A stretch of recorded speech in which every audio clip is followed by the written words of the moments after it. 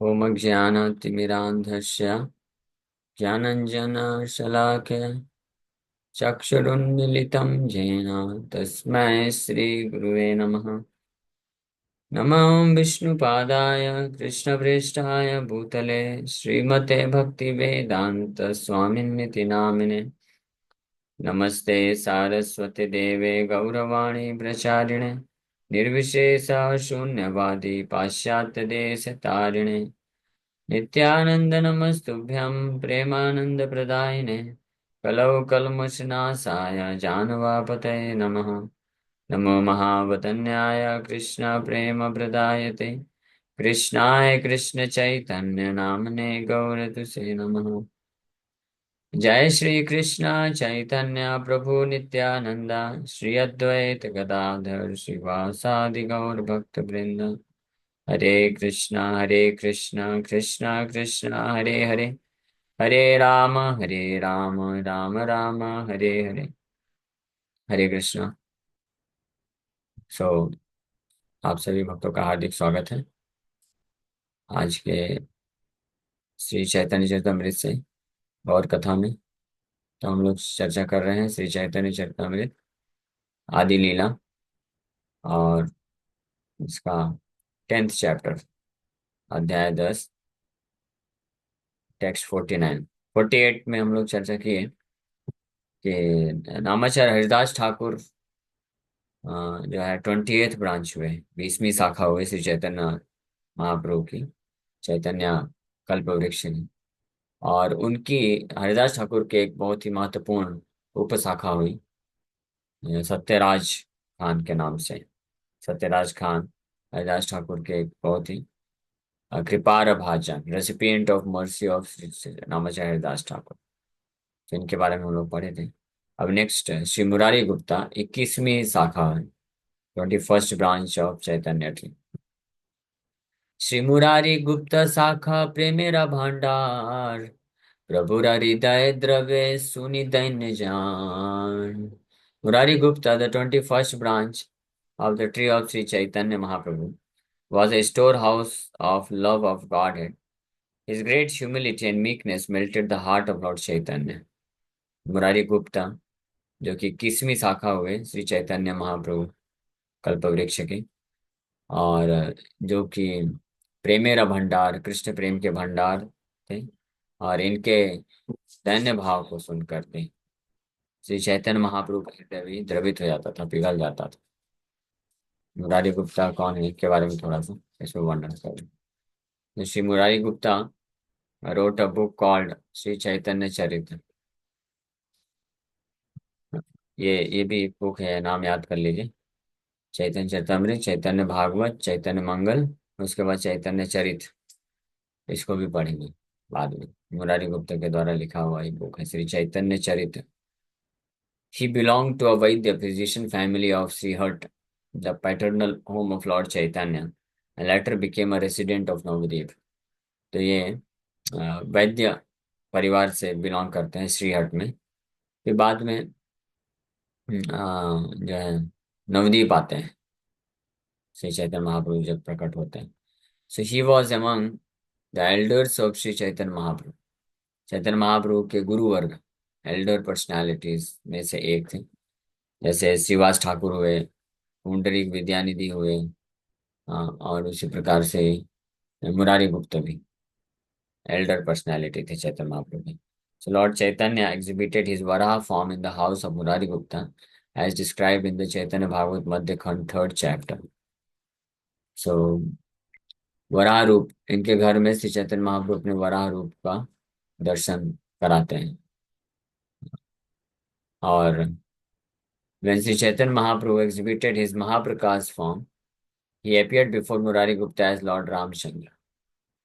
महाप्रकाश लीला में जो हमने श्रवण किया था चैतन्य भागवत मध्य खंड चैप्टर 9-10 में, जब श्री चैतन्य महाप्रभु महाप्रकाश लीला प्रकट कर रहे थे तो अपने अनेकों भक्तों को उनके भाव के अनुरूप अपना जो है स्वरूप का दर्शन करा रहे थे। तो मुरारी गुप्ता को जब भगवान कृपा करते हैं तो उनके सामने श्री चैतन्य महाप्रभु रामचंद्र भगवान के रूप में प्रकट करते हैं अपने आप। So when Shri Chaitanya Mahaprabhu Nityanand Prabhu were sitting together in the house of Srivas Thakur, Murari Gupta first offered his respects to Lord Chaitanya, then to Sri Nityanand Prabhu.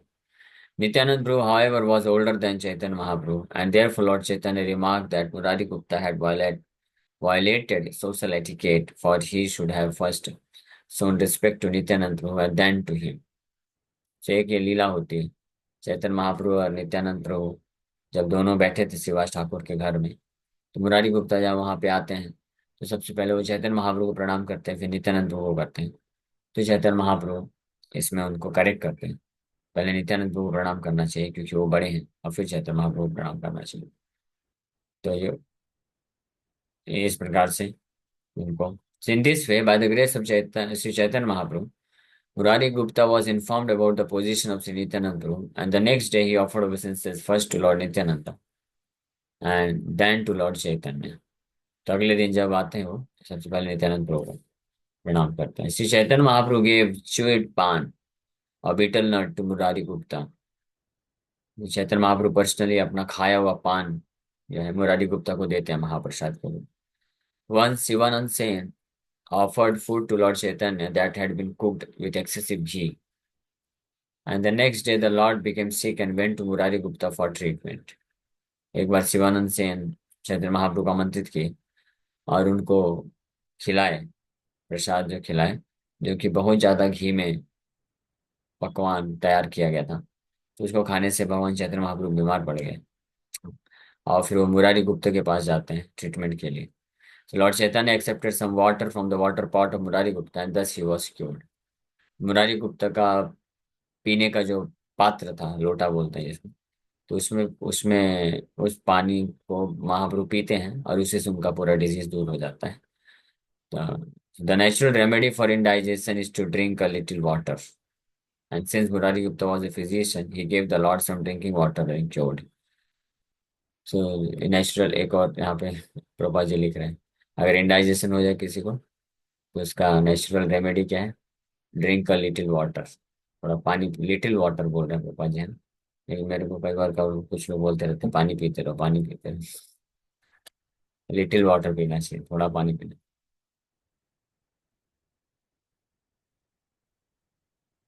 Indigestion की बीमारी दूर हो जाएगी। And Murari Gupta was a physician, so he gave the Lord some drinking water and cured him. तो भगवान को थोड़ा पानी पिलाते हैं, इंडाइजेशन खत्म हो जाता है। ये भगवान का लीला है मुरारी गुप्ता के द्वारा ट्रीटमेंट लेने का। When Chaitanya Mahaprabhu appeared in the house of Srivas Thakur in his Chaturbhuj Murti, Murari Gupta became his carrier in the form of Varuna. And in these pastimes of ecstasy, the Lord then got upon his back. It was the desire of Murari Gupta to leave his body before the disappearance of Chaitanya Mahaprabhu, but the Lord forbade him to do so. This is described in the Chaitanya Bhagavat Madhya Khand, chapter 20. So एक बार श्री चैतन्य महाप्रभु जो है श्रीवास ठाकुर के घर में चतुर्भुज मूर्ति यानी नारायण के रूप का दर्शन कराते हैं। तब मुरारी गुप्ता जो है आउट ऑफ एक्सटेसी भाव में आकर के उनको अपने कंधे में बैठाते हैं, गरुड़ के रूप में कंधे में बैठाते हैं और पूरे आंगन में भ्रमण करते हैं। सो एक बार मुरारी गुप्ता जो है चैतन्य महाप्रभु से के विरह को सहन नहीं कर पाएंगे, विचार करके डिसाइड करते हैं कि महाप्रभु के पहले, डिसअपेरेंस के पहले वो अपने शरीर को छोड़ देंगे, लेकिन चैतन्य महाप्रभु उनको ये कार्य करने से मना कर देते हैं। When Sri Chaitanya Mahaprabhu one day appeared in ecstasy as the Varaha Murti, Murari Gupta offered him prayers. He was a great devotee of Lord Ramchandra, and his staunch devotion is vividly described in Chaitanya Charitamrita, Madhya Leela, 15th chapter, verses 137 through 156. So एक बार जब भगवान उनके घर में वराह रूप का भाव को प्रकट करता है, तो मुरारी गुप्ता वहां पे उनको प्रार्थना अर्पण करते हैं। मुरारी गुप्ता भगवान रामचंद्र के बहुत ही स्टॉन्च यानी एक निष्ठ भक्त हुए, और ये कथा जो है चैतन्य चरितमृत में मध्य लीला 15वें अध्याय में वर्णन किया गया है। ये कथा ऐसी है कि महाप्रभु मुरारी गुप्ता को बोलते हैं कि हे मुरारी, आप तो जानते हो कृष्ण ही परम भगवान है। कृष्ण सभी अवतारों के स्रोत हैं। तो आप जो है राम को छोड़ के अभी कृष्ण का सेवा करो, कृष्ण का चरण करण कमल स्मरण करो, कृष्ण का भक्ति करो। तो मुरारी गुप्ता को तो ये भी मालूम था चैतन्य महाप्रभु ही वो कृष्ण है। तो भगवान ने ऐसा आदेश देके तो चले गए, लेकिन रात भर मुरारी गुप्ता सो नहीं पाया, क्योंकि भगवान का आदेश है तो उसको पालन करने के लिए प्रयास कर रहे थे कि राम के चरण कमलों को अपने हृदय से हटा करके कृष्ण के चरण कमलों को धारण करो। लेकिन कर ही नहीं पाए बेचारे, और रोते रह गए। तो एक तरफ महाप्रभु के आज्ञा का उल्लंघन हो रहा है, और दूसरी तरफ राम के चरण कमलों को छोड़ नहीं पा रहे, तो बड़ी दुविधा में फंस गए। कभी कभी इस संसार में हम जैसे बद्ध जीवात्माओं के साथ ऐसी दुविधा आ जाती है। कभी कृष्ण भक्ति से तो जुड़ जाते हैं, तो पता चल जाता है कृष्ण ही सब कुछ है, कृष्ण के चरण कमलों का स्मरण करना चाहिए। लेकिन हृदय में किसी और का स्मरण होता, आसक्ति इतनी तीव्र होती है कि उसको निकालने का इच्छा नहीं होता है। और यहाँ से भक्त लोग पुश करते रहते हैं, फोर्स डालते रहते हैं कि कृष्ण को पकड़ो, कृष्ण को हृदय में धारण करो। तो बेचारा वो जो व्यक्ति होता है ऐसा, वो फंस जाता है, बहुत ही एक जो है डिस्टर्बिंग कंडीशन हो जाते हैं, है ना। इसलिए फिर भक्तों को कई बार एक स्टेप पीछे लेना पड़ता है। ठीक है, ठीक है, ठीक है, आप आराम से आप टेंशन मत लो, थोड़ा आराम से करो, इतना डिस्टर्ब मत होइए। धीरे धीरे माया को हृदय से निकालिए, कृष्ण को लाइए धीरे धीरे। हाँ, ऐसा होता है ना कई बार, कभी कभी हो जाता है। इसलिए जो प्रचार करते हैं उनको भी बड़ा ध्यान रखना पड़ता है कि प्रचार तो करना है, कृष्ण को ही हृदय में पहुंचाना है सबके। लेकिन सामने वाला व्यक्ति कितना एक्सेप्ट कर पा रहा है उसके हिसाब से उसको देना चाहिए। अगर कोई तैयार नहीं है, रेडी नहीं है अभी कि केवल कृष्ण को अपने हृदय में आने लाने के लिए, अभी भी वो फिर भी चाहता है कि कृष्ण के अलावा भी और कोई वहां पे मौजूद रहे, तो फिर ऐसे लोगों को छोड़ देना चाहिए। हाँ, उनके हिसाब से भक्ति करने देना चाहिए। बहुत फोर्स नहीं करना चाहिए, प्रेशर नहीं डालना चाहिए, क्योंकि प्रेशर डालने से क्या होता है, व्यक्ति टूट सकता है। हाँ, तो फिर उसको पूरी तरह से भक्ति से वो विचलित हो सकता है, और पूरी तरह से माया में भी जा सकता है। तो इसलिए ये प्रचार करने का ये टेक्निक होता है कि जो जितनी मात्रा में कृष्ण को समर्पण करने के लिए तैयार है, उसको उतनी मात्रा में ही जो है हल्का पुश करना चाहिए, ताकि धीरे धीरे आगे बढ़ सकें। शिक्षा दे देना चाहिए। लेक्चर की बात अलग होती है, लेक्चर में तो हमको जो पूर्ण सिद्धांत है वो बता देना चाहिए। फिर इंडिविजुअल व्यक्ति व्यक्तिगत रूप से अपने अपने स्थिति अनुसार कितना एक्सेप्ट कर पा रहा है, वहां पे उसको फ्रीडम देना चाहिए, छूट दे देना चाहिए। ठीक है, अब आप डिसाइड करो आपको क्या चाहिए। लेक्चर में गीता भागवत के शास्त्रों से आपको बता दिया गया है कि केवल कृष्ण ही एकमात्र वो परम हितैषी, हमारे परम मित्र, शुभ चिंतक हैं, the only object of our love and devotion and worship and attachment हैं। हाँ, और उनको ही केवल एकमात्र हमको प्रेम करना चाहिए, हृदय में धारण करना चाहिए। अगर हम उनके अलावा और अन्य किसी व्यक्ति को या वस्तु को कुछ भी रखते हैं अपने हृदय में, तो निश्चित रूप में ना तो वो हमको सेटिस्फाई करेगा, संतुष्ट करेगा, और ना कृष्ण को संतुष्ट कर पाएगा। इसलिए हम हमेशा फंसे रहेंगे। तो ये सिद्धांत तो हमको प्रवचन में शास्त्रों के अनुसार बता देना चाहिए। फिर अब ये इंडिविजुअल व्यक्तिगत रूप से व्यक्ति पे डिपेंड करता है कि वो क्या चाहते हैं। क्या वो तैयार हैं केवल अपने केवल कृष्ण को ही अपने हृदय में धारण करने के लिए, स्वीकार करने के लिए, और सारे अपने हृदय से सबको निकाल के फेंकने के लिए। अगर कोई तैयार नहीं है तो फिर उसको क्या करना चाहिए, फोर्स नहीं करना चाहिए, छोड़ देना चाहिए। ठीक है, आप जितना कर सकते हैं करते रहिए, धीरे धीरे आगे बढ़िए। और अगर कोई तैयार है, yes, yes I am ready, I am willing, I am very much willing, मैं पूरी तरह से तैयार हूँ, मैं हटाना चाहता हूँ अपने हृदय से बाकी सब जितने भी अनर्थ हैं, जितने भी अन्य वस्तु, व्यक्ति, स्थान के प्रति जो भी आसक्ति है, मैं सब हटाना चाहता हूँ, केवल कृष्ण को अपने हृदय में धारण करना चाहता हूँ। तो फिर ऐसे भक्तों के लिए पूरी तरह से हमको सीरियस होकर के मदद करना चाहिए। हाँ, तो उनको उनके लिए फिर भगवान से तीव्रता से प्रार्थना करना चाहिए, उनको जो हेल्प चाहिए देना चाहिए, उनको एसोसिएशन देना चाहिए, अपॉर्चुनिटीज देना चाहिए, समय उनको देना चाहिए ज़्यादा, क्योंकि वो तैयार हैं। लेकिन अभी आसक्ति गहरी होने के कारण उससे वो खुद से निकल नहीं पा रहे हैं। तो फिर उनको जो है भक्तों का दायित्व होता है कि वो उनको फिर मदद करें।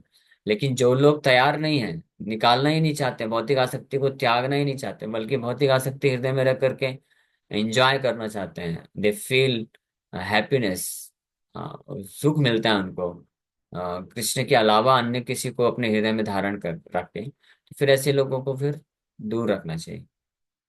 नहीं तो हम भी प्रभावित हो सकते हैं। ये भी हो सकता है। हाँ, इसलिए उड़ीसा में, उड़िया में कहावत है, चाचा आपना का बाचा। मतलब चाचा, आप डूबते हुए व्यक्ति को बचाने तो जा रहे हो, लेकिन वो निकलने के लिए तैयार है कि नहीं देख लो पहले। अगर वो निकलने के लिए तैयार है तो ठीक है, हाथ बढ़ाओ, उसको निकाल लो। लेकिन अगर वो तैयार नहीं, उसको वो डूब रहा है लेकिन फिर भी लग रहा है उसको, बहुत अच्छा पानी है, ठंडा ठंडा कूल कूल। तो वो डूबना चाहता है तो फिर हाथ मत बढ़ाओ, नहीं तो वो क्या करेगा, वो आपको भी खींच लेगा, चाचा आप भी आ जाओ। धूप में क्यों, क्यों धूप में सहन कर रहे हो, धूप को सहन कर रहे हो, आप भी आ जाओ हमारे साथ इधर ही, पानी में डूब जाओ, है ना। तो ये प्रीचिंग करने का एक इम्पोर्टेंट प्रिंसिपल है, ये हमेशा ध्यान रखना चाहिए कि किस हद तक हमको पानी में उतरना है, किस हद तक हमको प्रचार करना है। लेकिन स्पिरिचुअल नॉलेज हम किसी सबको दे सकते हैं, इसमें कोई दिक्कत नहीं। इसमें जो पर्सनल काउंसलिंग होती है, that should be restricted to only those who are very much willing to advance in Krishna consciousness. हाँ, और ऐसे बहुत कम ही मिलेंगे, गिने चुने ही मिलेंगे, और ज्यादा लोग नहीं चाहिए। ऐसे एक दो जन ऐसा कोई मिल गया तो उसको मदद करके साथ साथ में हम कृष्ण की तरफ, कृष्ण भक्ति की तरफ आगे बढ़ सकते हैं।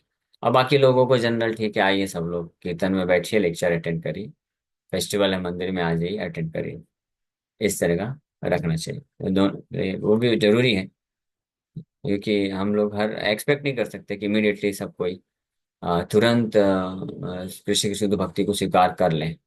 This can not be accepted, ये नहीं स्वीकार किया जा सकता है। तो जो ज्यादातर लोग होंगे वो तो जो है धीरे धीरे ही प्रगति करेंगे, तो उनको अपॉर्चुनिटी देना चाहिए, हरिनाम संकीर्तन कथा सुनाना चाहिए, प्रसाद देना चाहिए, टेम्पल इनवाइट करना चाहिए, फेस्टिवल्स में अटेंड कराना चाहिए।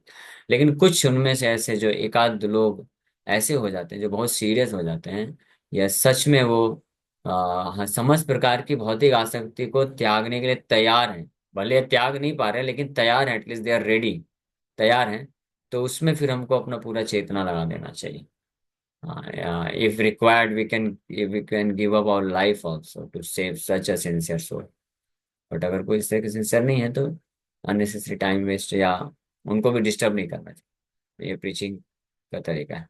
तो श्री मुरारी गुप्ता शाखा प्रेम भंडार प्रभु हृदय द्रव्य सुनि ध्यान जा। मुरारी गुप्ता का ये जो रिस्टॉन्स डिवोशन था रामचंद्र भगवान के लिए, ये बहुत अद्भुत था। तो पूरी रात वो चिंतन करते रहे कि कैसे मैं कृष्ण के चरण कमलों को लाऊं, राम को हटाऊं, लेकिन हो नहीं पाया। अगले दिन सुबह महाप्रभु जब आए तो मुरारी गुप्ता बोलते हैं कि मैं ये जीवन नहीं रख सकता हूँ, आमी छाड़ी व जीवन, मैं ये जीवन छोड़ दूंगा। क्यों? क्योंकि आपका आदेश है कृष्ण के चरण कमलों को ही एकमात्र हृदय में धारण करूं, और प्रभु रामचंद्र के चरण कमलों को मैं अपने हृदय से हटा नहीं सकता हूँ, तो ये उल्लंघना हो रही है। तो रोने लग गए फिर इस प्रकार से बोल के, तो इमीडिएटली चैतन्य महाप्रभु को गले लगा लेते हैं, very nice, this is staunch devotion to the supreme lord. आप ये है असली दास, जो कभी भी किसी भी परिस्थिति में अपने प्रभु के चरण कमलों को ना छोड़ सके। प्रतिग्रह नाही करे न लय कारधन, आत्मवृत्ति करी करे कुटुंब भरण। मुरारी गुप्ता का क्या लग कैसे जीवन यापन करते थे? Srila Murari Gupta never accepted charity from friends, nor did he accept money from anyone. किसी से वो दान नहीं लेते थे और ना ही किसी से पैसा लेते थे। डॉक्टर थे, इलाज करते थे, लेकिन किसी से पैसा नहीं लेते थे और ना ही किसी से, किसी मित्र से दान लेते थे।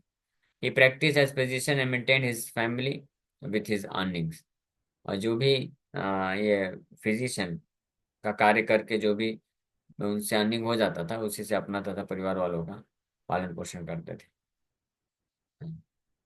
So it should be noted that a Grahast householder must not make his livelihood by begging from anyone.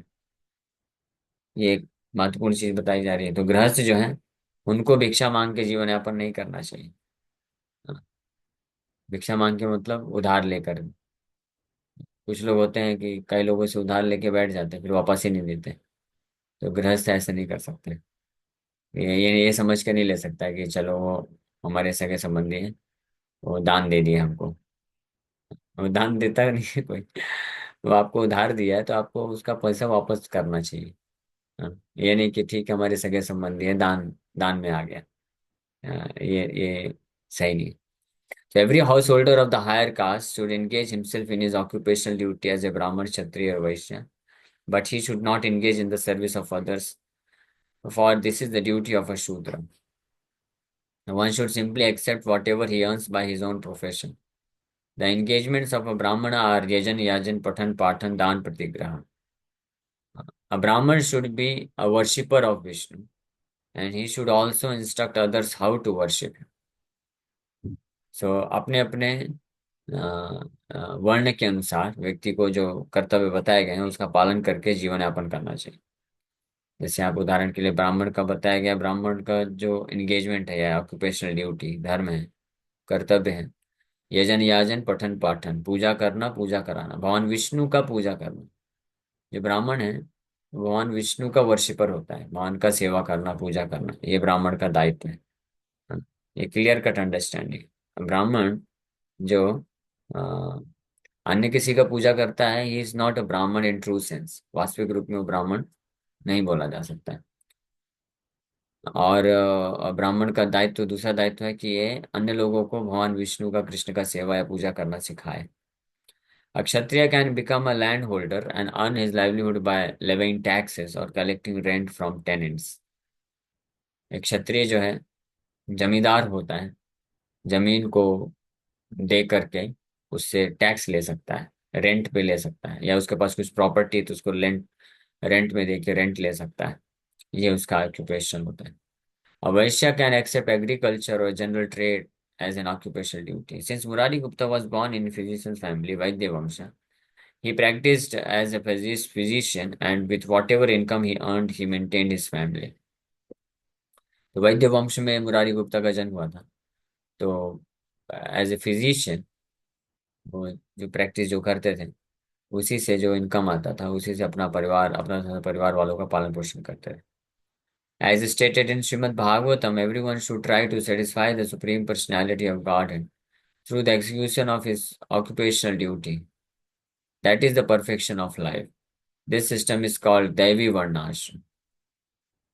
लेकिन भागवत के अनुसार एक सरल शॉर्टकट या सर्वश्रेष्ठ तरीका बताया गया है कि व्यक्ति कैसी भी स्थिति में है तो अपने कर्तव्यों का, धर्म का पालन इस प्रकार से करना चाहिए कि कृष्ण से कनेक्ट हो जाए, कृष्ण कॉन्शियस हो जाए, कृष्ण का सेवा हो जाए।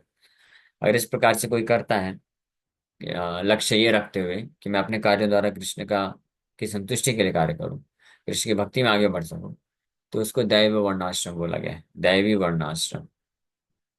So, Murari Gupta was an ideal grahastha, for he was a great devotee of Lord Ramchandra and Chaitanya Mahaprabhu. By practicing as a physician, he maintained his family and at the same time satisfied Lord Chaitanya to the best of his ability. This is the ideal of householder life. Murari Gupta एक आदर्श गृहस्थ भक्त हुए। वो महान भक्त थे, भगवान रामचंद्र के और चैतन्य महाप्रभु के महान भक्त थे। और अपना जो है वैद्य वंश के थे, तो वैद्य का जो कर्तव्य है उसका पालन करके उसके माध्यम से ईमानदारी से अपना तथा परिवार वालों का पालन पोषण करते थे। और साथ ही साथ में चैतन्य महाप्रभु को, भगवान को सेवा करके बेस्ट रूप में या अपनी बेस्ट ऑफ हिज एबिलिटी, जितना उनकी क्षमता होती थी उतना वो पूरा क्षमता लगा करके भगवान का सेवा करके उनको संतुष्ट करते थे। यही आदर्श गृहस्थ भक्त का जीवन ऐसा होना चाहिए। यानी जितना मैक्सिमम वो भगवान कृष्ण के लिए कर सके, सेवा कंट्रीब्यूट कर सके, उतना उसको मैक्सिमम करना चाहिए। और ईमानदारी से अपने योग्यता अनुसार अर्निंग करके, पैसे प्राप्त करके जीवन यापन करना चाहिए। धोखाधड़ी, चोरी, डकैती, चीटिंग, ये सब नहीं करना चाहिए। चिकित्सा करे न जारे हैया सदाय, देह रोग भव रोग दुईता रक्षाय। तो मुरारी गुप्ता के बारे में बता रहे हैं कि as Murari Gupta treated his patients, by his mercy both their body and spiritual diseases subsided.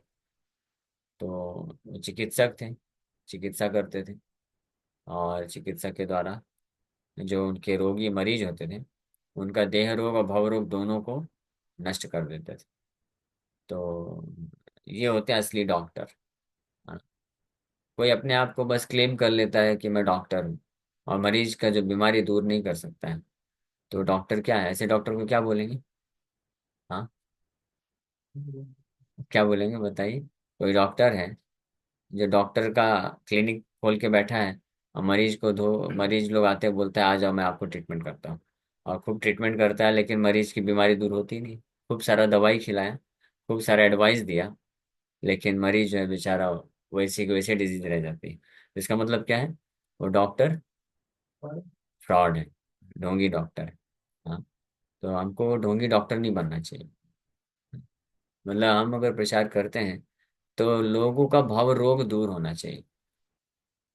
ये ये एक महत्वपूर्ण चीज है। भव रोग मतलब, भव रोग का मतलब होता है कि heart disease, disease of heart. What is that heart disease? Attachment for material things, भौतिक आसक्ति हृदय में बने रहना, ये भौतिक आसक्ति जो है ये भव रोग है।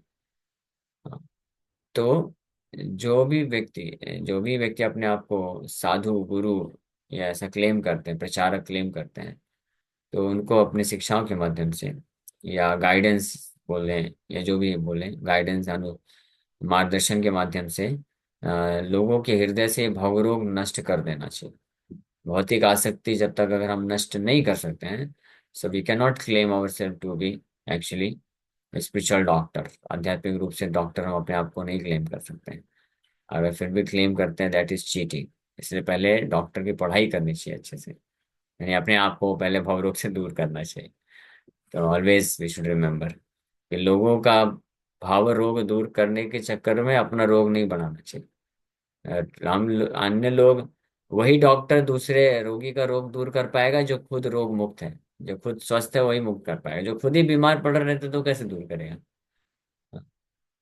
तो जो बीमार डॉक्टर है, यानी डॉक्टर नहीं है एक्चुअली में, तो बीमार व्यक्ति जो है ज्यादा से ज्यादा ये कर सकता है कि बता सकता है कि ये डॉक्टर साहब है, आप इनका आश्रय लीजिए।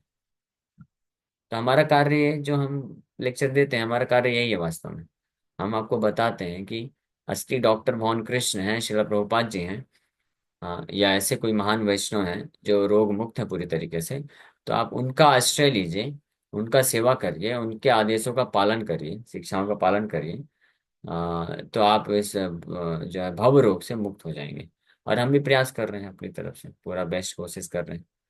पेशेंट है, पेशेंट डॉक्टर का जो दवाई है वो लेकर के प्रयास कर रहे हैं कैसे भव रोग से मुक्त हो। लेकिन मुरारी गुप्ता ऐसे डॉक्टर नहीं थे। मुरारी गुप्ता कैसे एक्सपर्ट डॉक्टर थे, असली डॉक्टर थे। तो वो लोगों का देह रोग, शरीर का रोग भी दूर करते थे मेडिसिन दे करके, और भव रोग भी दूर करते थे, क्योंकि मुरारी गुप्ता के संपर्क में आने से जो लोग भी होते थे उनसे मार्गदर्शन प्राप्त करके, वो इतने शुद्ध भक्त थे, एग्जॉल्टेड डिवोटी थे मुरारी गुप्ता, कि उनका जो भी संग प्राप्त करता था उसके हृदय से ऑटोमेटिकली ये जो भौतिक आसक्ति है ये नष्ट हो जाती थी। That is the symptom of association with pure devotee. शुद्ध भक्त से हम संग कर रहे हैं, इसका लक्षण क्या है? इसका लक्षण ये है कि वो शुद्ध भक्त के संग से, उसके मार्गदर्शन से, उसका सेवा करने से हमारे हृदय से भौतिक आसक्ति खत्म होनी चाहिए। हाँ, इन द बिगिनिंग हम फील कर सकते हैं कि हमारा भौतिक आसक्ति खत्म हो रहा है, और धीरे धीरे वो पूरी तरह से नष्ट भी हो जाएगा। तब समझना चाहिए कि हमने किसी शुद्ध भक्त का संग किया है। हाँ, नहीं तो ऐसे तो हजारों लोग हैं, वो प्रचार करते रहते, कथा करते रहते हैं। मेरे जैसे लोग भी होते हैं जो बहुत कथा करते हैं, दिन में 9 9 क्लासेस करते हैं, लेकिन कितना लाभ मिलता है वो तो भगवान ही जाने। लेकिन खैर, मैं तो इस भाव से नहीं करता हूँ कि किसी लोगों को माया से मुक्त कर सकूंगा। मेरा तो सिंपल सा कार्य है, हम ये कीर्तन कर रहे हैं, भगवान का गुणगान कर रहे हैं अपने लाभ के लिए। और आप सबको हम जोड़ना चाहते हैं हम आपको, असली जो डॉक्टर हैं, शिला प्रभुपाद जी हैं असली डॉक्टर, उनसे जोड़ना चाहते हैं कि आप उनसे कनेक्ट हो जाइए, और उनका मार्गदर्शन में रह करके आप सेवा करिए, उनको आप अपना हृदय में धारण करिए, कृष्ण को स्वीकार करिए, कृष्ण कॉन्शियस बन जाइए। इस माध्यम से आप जो, हम सब जो है मिल करके अपने आप को ये भव रोग से मुक्त कर सकते हैं। तो मुरारी गुप्ता, लेकिन वो परफेक्ट डॉक्टर थे, जिनका आश्रय जो पेशेंट रोगी लेता था, तो वो देह रोग और भव रोग दोनों से मुक्त हो जाता था। सो हमको भी ये कोशिश करना चाहिए कि हम भी एक दिन ऐसे डॉक्टर बन सकें। पहले अपने आप को रोग से मुक्त करें, और फिर ऐसे डॉक्टर बने क्योंकि बहुत सारे बीमार लोग हैं ना इस संसार में, हम ये भी नहीं बोल सकते हैं कि ठीक है मैं तो खुद रोगी हूँ, मैं क्या डॉक्टर बनूंगा।